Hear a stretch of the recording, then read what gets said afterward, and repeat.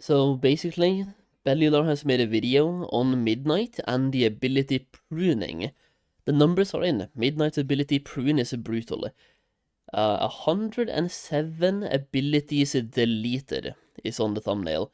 So let's see what this is like. If the sound is too low or too high, let me know, but usually the sound is just perfect for Bellular content. Okay, this video is why our alpha coverage has been a little bit late, because to actually do things right for Midnight, we basically had to look at everything. And one thing is clear, Midnight is not going to be the WoW that we're used to, and Blizzard are on an utter rampage. The overall goal is to make combat more approachable. But what does that mean? Well, it means reducing complexity. It means making gameplay more intuitive. And as a part of that, they're removing a whole ton of buttons. And I mean a ton.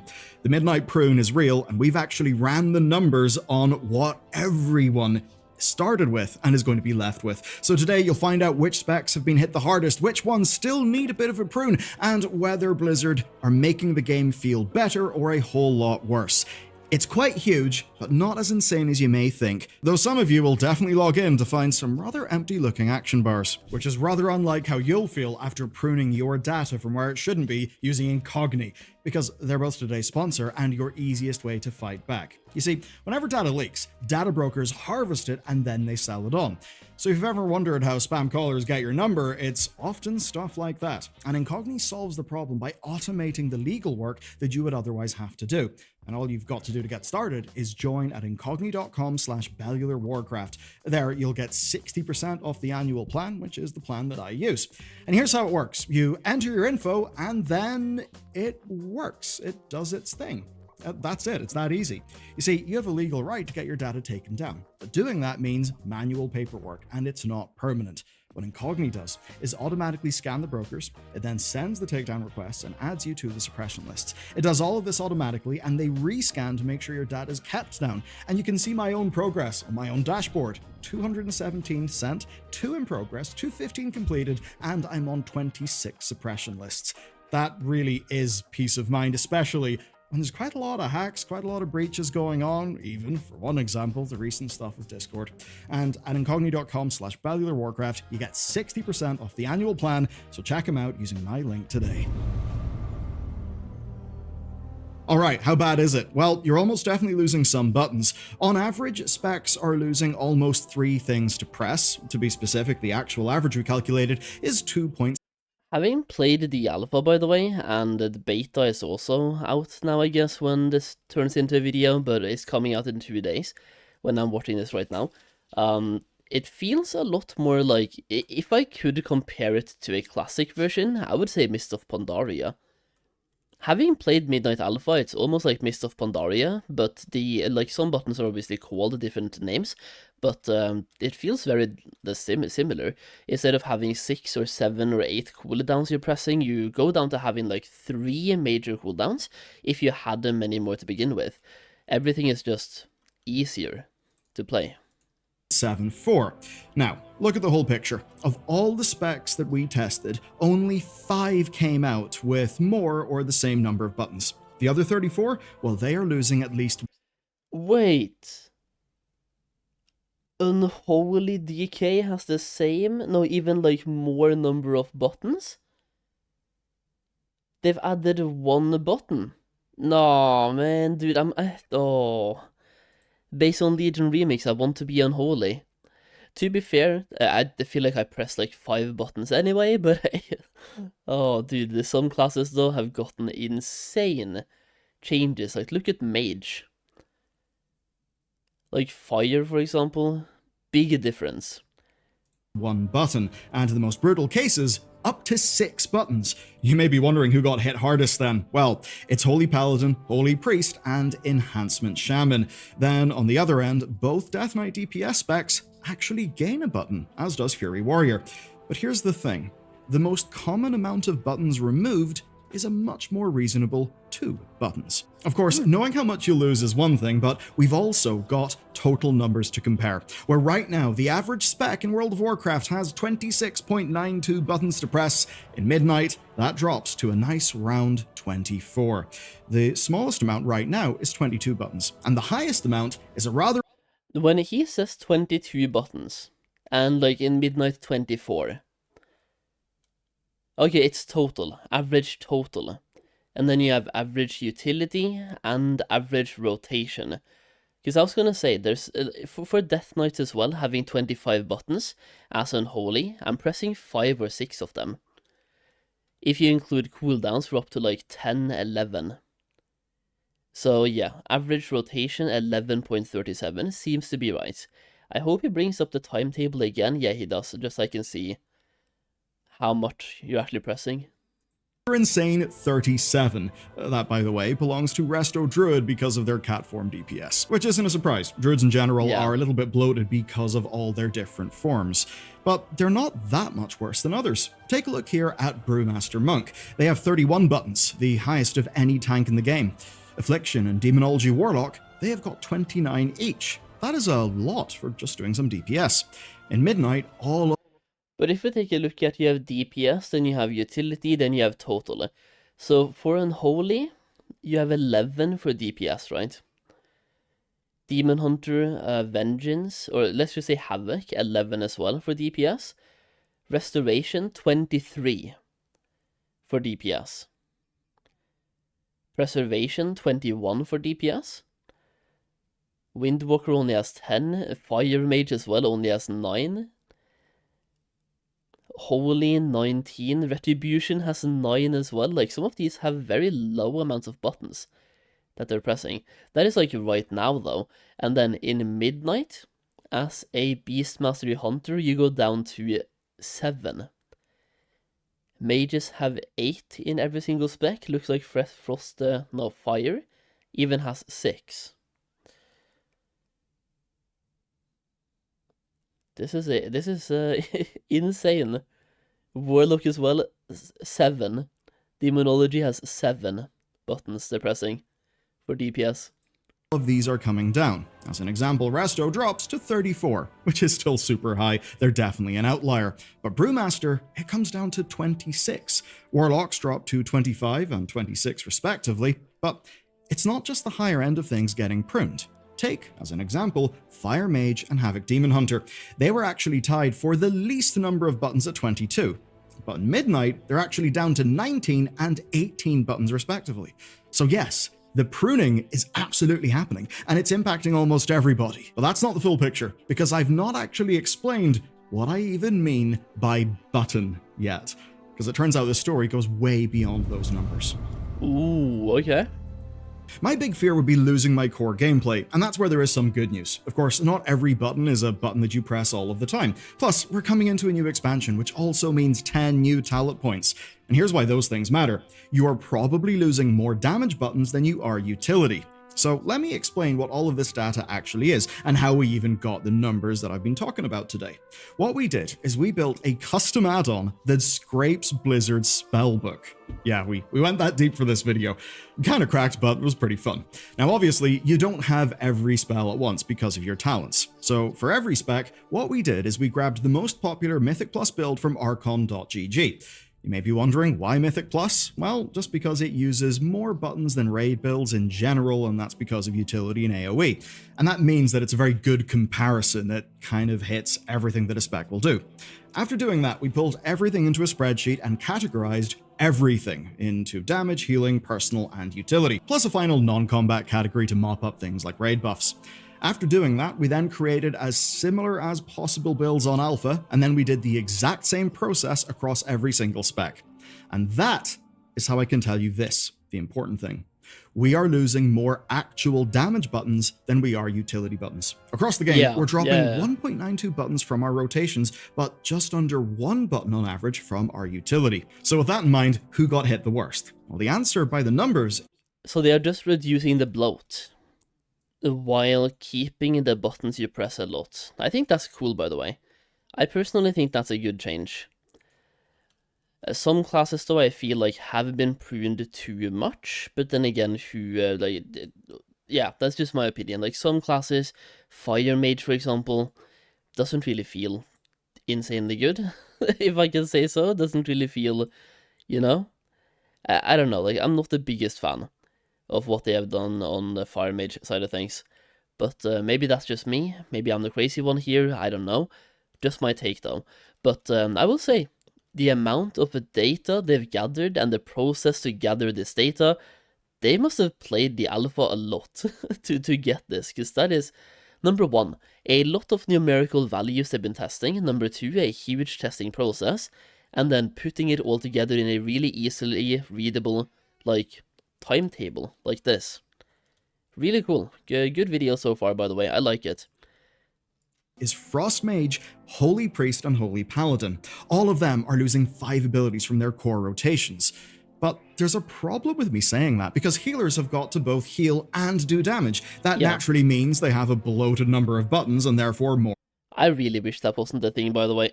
There's no way to get around that, it's gonna happen anyway.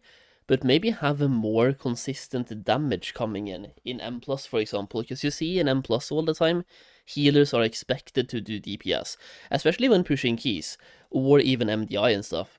But maybe that's just because there's not enough consistent damage coming in, and it's only in a certain burst window. If there was always damage coming in, the healer would have to continuously heal, and then would never have time to DPS. I don't know, because like, healers DPSing to me just seems so weird. But I don't know how that will never, like, not be a thing. More to prune. So, to get an even more clear picture, we've split the data down by role, and we found out that DPS are the least impacted in their rotations. But with that said, it is still quite uneven, by which I mean some specs are being grossly simplified. Take, for an example, the Fire Mage. The only word here... That's what I said, by the way. Yep, I'm not a big fan of what they've done to Fire Mage. There we go. Good thing maybe it looks like he is agreeing as well, like they have absolutely butchered Fire Mage. And I actively feel bad for anybody who's playing a Fire Mage, man. That fits is gutted. It had 9 rotation buttons, which was tied for the minimum with Beast Mastery Hunter and Ret Paladin. Now, it is down to 6, maybe 7 if Meteor gets buffed enough. Phoenix Flames, deleted entirely. Shifting Power, gone. Scorch's execute function, well, that has been rolled into Fireball. And what that means is that even if they still have the same gameplay with Fire Blast resets and Pyroclasm, their bars do look embarrassingly empty. Now, for a different story, we can then look at Arms Warrior. It has been carefully pruned. They had the most core buttons at 15. Now they've got a much leaner 12, which still puts them in the top bracket. Here's the thing with that. They're actually not losing much gameplay. Avatar and Thunderous Roar won't really be missed. They were just fire and forget cooldowns, and Blizzard are trying to take some damage out of the cooldowns and put it back into, your regular ability so you don't feel useless outside of popping your coolies. Now, Thunderclap is one that's missing, but that's actually kind of fine because Rend is now AoE by itself. And they're getting lots of other changes as well, but those have nothing really to do with the pruning. Though it's fair to say some will miss the fantasy of becoming a big avatar man. The result, though, is a far more lean and sensible Arms Warrior. But that's not all we found, because some specs will look almost identical. Windwalker, as an example, loses 1 defensive in the form of Diffuse Magic, and Storm, Earth, and Fire is being replaced by Weapons of Order. So their gameplay is largely unchanged. Most specs, though, fall somewhere around the middle. As an example, Marksmanship Hunter only loses Explosive Shot from its rotation. Beast Mastery loses Call of the Wild, and Bloodshed is getting rolled into Bestial Wrath. Sub-Rogues lose their Flagellation because Blizzard decided ultimately playing WoW is Flagellation enough, and Cold Blood is no longer an active, it's now going to be a passive. So what you see here is overall a Blizzard that's being quite careful when it comes to pruning rotations. They've essentially solved problems without causing that much harm, which certainly is good, and in our upcoming class change videos, you will see that designers have solved way more problems than they have created. They really have though. Classes are way simpler now, which also reduces a massive barrier to entry for anybody who's... I'm a Classic Andy, right? I'm going to drag this a little bit over to Classic and talk about the Classic migration to retail. I'm seeing a lot of people right now going from Classic to Retail, not as a harder swap, but just trying it out, right? Legion Remix is a fantastic time to just get into Retail a bit, and Classic is in downtime right now anyway, while waiting for communication, a TBC pre-patch, my cat to not walk on the microphone and stuff, and it's just the downtime in Classic means that people are more willing to try out Retail. And if people are trying out Retail, they might stick around for a bit, in which case, not just for Classic Andes, but also for new players coming as well, the more complicated a rotation is, the bigger of a barrier to entry that is.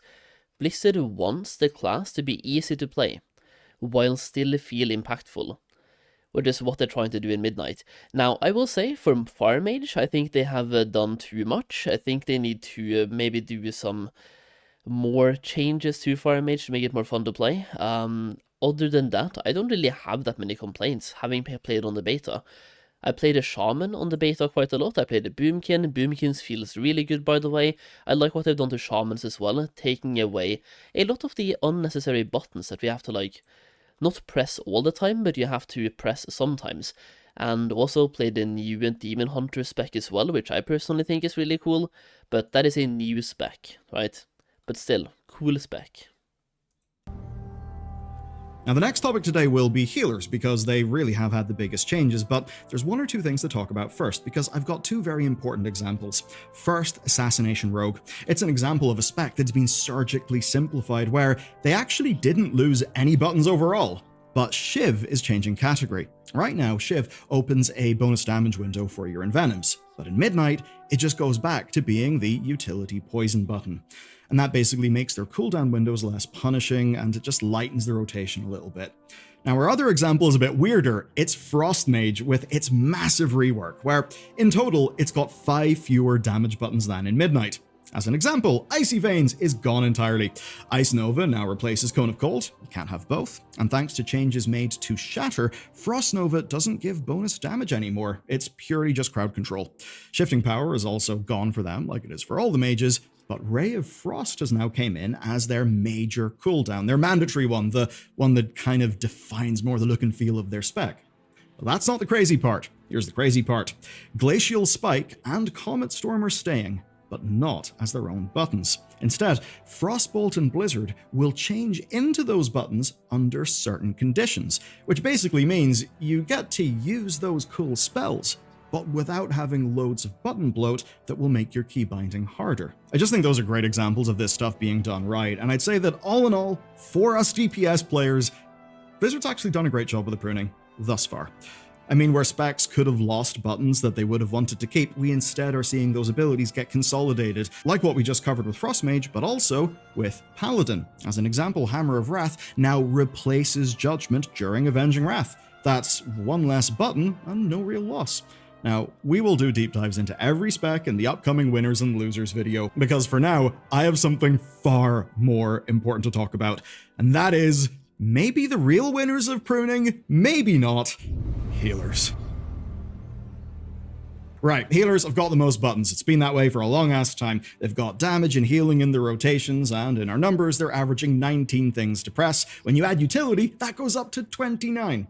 Now in Midnight, they're losing 4 buttons on average, 3 of them being healing or damage. So let's take a look then at the best example, which I think is the Holy Priest, which was an utter nightmare. Because to heal and do damage, you needed 19 buttons. They had so many different things. Now, it's just 14. Power Word, Shield, Renew, Heal, and the Oracle skill are all gone. Shadow Word Pain is gone as well. Those, of course, were completely extra buttons that weren't the core of what you were doing as Holy, so they were just sort of in there feeling miserable, but technically still part of your kit. But you're not really losing here, because all of their effects are basically now baked-in passives. That will just make it easier to pick the right button for the right situation. You know, signal-to-noise ratio in your kit. I don't know, man. I prefer Discipline anyway. They can do whatever they want to Holy. Discipline is just way more fun, man. It's just way more fun to shield people, also using Atonement, doing some healing through DPS, and it just, I don't know, it feels more fun to play. Even if Discipline is or was worse than Holy. Not saying that is the case, but if that becomes the case, or if it will be the case, I just think it's more fun to play. The buttons just feel better to press. That is a dumb argument, by the way, but hey, tell me I'm wrong. Tell me I am wrong on that one. Kind of an important thing. Now, another one that's been kind of saved is the Holy Paladins. And man, I know you guys have been suffering for a while. What we've seen with them is mostly pruning from damage, overlap, and niche spells. So, Crusader Strike, gone. no more Crusades for you. Hammer of Wrath and Consecration are now just both part of Judgment. Holy Prism is now a choice against Divine Toll. Blessing of Seasons has been sent back to the Shadowlands from whence it came. Yay. What we see, though, is that with power shifting back into your baseline healing, you can essentially do better with fewer buttons. I mean, so many of the old healer abilities were just noise. Now, it's just a lot easier to know what spells actually matter. And that's true for everybody, except for one, the Resto Shaman, where, whoops, bit of a problem here. They're losing tons of gameplay. Cloudburst, gone. Healing Tide, gone. Yeah, I've seen so many Resto Shamans, by the way. I will say I haven't really been up to date on healing on the alpha. I've just been testing out every single DPS spec. Haven't really even tested out a single tank spec either, so I'm just full on DPS Andy. But I've seen so many people complain about Resto Shaman on the alpha, man. What have they done? Have they just taken away every single thing that Resto Shamans have? I think I've heard more Resto Shamans complain than every other spec combined so far on the alpha. It is insane. But I mean, here as well, it kind of shows, though, they have been removing some buttons. The only question is, have they, instead of removing non-impactful buttons, actually removed impactful buttons and messed with the core gameplay? Gone. Healing Surge, gone. It's kind of wild, and initially Unleash Life was also gone, but Blizzard have actually given that back to you guys following some alpha feedback. And they did that basically so you'd have more to do than just spamming Chain Heal and Healing Wave. It's a bit weird. It is the one healer that's basically lost the sauce that's made it fun. That does blow, and I think Blizzard need to take a more serious look at Resto Shaman. Tanks, then, are a bit less interesting to talk about, but it is good news, where pruning has of course led to fewer buttons, especially with Brewmaster. And the simple TLDR of it all is that nothing's really been lost. On average, tanks are losing about 2 buttons, but most of those losses are getting moved into passive effects or are being replaced with reworks. Up to now, we've been talking about the core gameplay, and that is where most of the changes happened. And most of that change is positive. And I mean it when I say it that this is impressive. It's hard to make this amount of change on such a big game so quickly, but they've mostly managed to scalpel out the bloat, but take very little of the meat with it. The same should mostly go for utility, but I do have to say mostly because there are some victims. No. On utility, we first got to remember that it's a new expansion, we're getting more levels, and that means we get 10 extra talent points. 3 of those will go into your class tree, and at level 90, that means you'll basically be able to pick all the utility that you want. And that means that most specs should actually have more options in Midnight. But the pruning mostly counteracts that. I say mostly because many specs can now pick up things that they couldn't before. As an example, Death Knights with Wraithwalk, Warriors with Intimidating Shout, because those were abilities that were hard to fit in before. But there's also a lot of utility kind of disappearing forever, where only Elemental Shamans get Thunderstorm now. And they've all lost Stone Bulwark. Hunters are losing Bursting Shot and Implosive Trap. Monks only have a passive version of Diffuse Magic, and every healer except Shaman, well, they're losing their interrupts, which has been extremely controversial, to say the least. Covering the other roles, though, in some cases Blizzard have tried to save abilities via consolidation. As an example, Havoc has now got their Netherwalk immunity as a part of Blur. Rat Paladins have got Shield of Vengeance included in Divine Protection, and Warlocks can still heal their pets, but Drain Life does that instead of Health Funnel. So, pretty smart consolidation. I think that is a really good change, by the way, because now instead of you actively healing your pet, it will just passively get healed by you doing damage and just playing the game. So it's kind of like what they've been doing so far on the alpha as well. It's just giving you more of the abilities you currently have as a button to press are now baked into your core gameplay loop, which is kind of cool. It's not taking away things, but it's just removing bloat. The kind of thing that just tends to work. But there is one class that's been completely demolished. And if you main this class, sit down and get ready. If you're a mage, you may feel kind of ruined. Mass Barrier is gone. Tons of your crowd control are now choice nodes. That reduces your options. Shimmer is at its cooldown, increased massively. Blink's second charge is now your class tree capstone. Now, displacement is still there, but it's a choice against that capstone, so you can't have both, and it works as a blink double tap instead of its own button. Honestly, for them, It's brutal, and they've probably went too far. But by now in the video, Yeah. you've got a fair idea of what's going on, so let's bring this into the big question, which is, but is any of this any good? I think Did so. Blizzard make the game feel better, or did they make the game feel worse? Well, based on our time on the alpha, I think they did some good things here, by the way, and I think the ideology of what they have been doing is good. Removing bloat, removing buttons, making the classes easier to understand, easier to play, and I just think maybe they went too far on certain classes, or maybe the developers just don't play those classes, so they don't exactly know what they did. Because I feel like on all other classes... Ricky! Can I stop having to babysit my cat? Like, dude...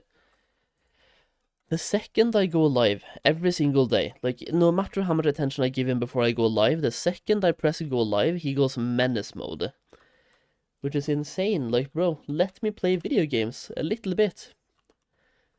I completely lost my train of thought. I feel like the developers maybe just don't play shamans and mages, and took out the wrong buttons on those classes, because the philosophy on all the other classes seems to be to remove a bloat but not take away the core abilities. But for Fire Mage and Mage in general, they maybe took out some abilities that are a little bit too important. Slutt off. Gå vekk. they have mostly made the game better. This has been a positive change. Even removing a few abilities has made most DPS substantially easier to keybind and to understand. That'll probably be good for a lot of players, and these changes have actually been backed up by changes made in the dungeons, where cast times are longer, there's a better signal-to-noise ratio. This is clearly Blizzard designing a new era of World of Warcraft that's not going to be rooted in add-ons and that sort of thing. Now, healers should benefit massively from less bloat, in theory. Overall then, designers have done a great job here. Classes are still fun to play, and importantly, they're fun to get good at. But there's a small caveat, and it's that I hope they don't go any further here. Take, say, Frost Mage, it's the most recently reworked one. What they've done with Frostbolt and Glacial Spike is elegant. I think for most players it'll be fun, but for some, it may be a bit frustrating. And another thing lost is part of the fun of having a new ability, the physical sensation of hitting a different button.